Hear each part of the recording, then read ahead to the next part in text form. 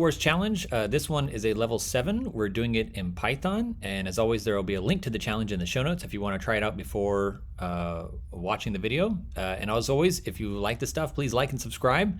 That helps keep me going and helps keep you informed whenever I have new content out. So with that, let's go ahead and get started.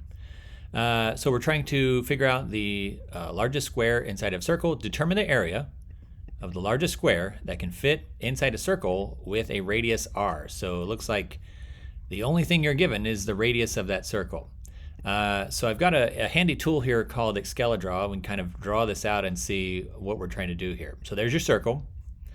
And so we're trying to figure out the largest square that could potentially fit inside that circle, okay? Now, one thing to know is that they're gonna give you the radius, right? So the radius would just be like that, right? So that's your radius. Now, if you double that, you've got your diameter, okay?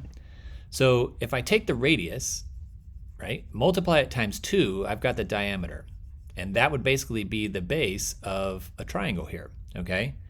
So if I have the base of the triangle, and I have the height of that triangle as basically another radius there, what I think here is the area of the triangle is, I think it's 1/2 times base times height. And then if I were to double that triangle, we have the square, okay? So again, this is a little bit tricky, but drawing it out kind of helps. So I have a radius, I double that, and I have the diameter. And that would be the base of this triangle. The height of the triangle is the radius again.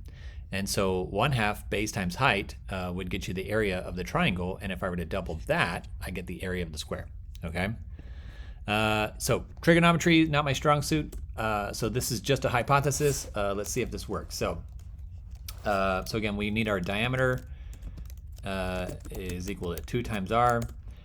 And then from there, so that's your base, basically in your triangle. So we want to return, so we have base of the area of the triangle is equal to 1/2 times the diameter times the height. And then if you double that, basically that just gets rid of that part. So I think we could just return that.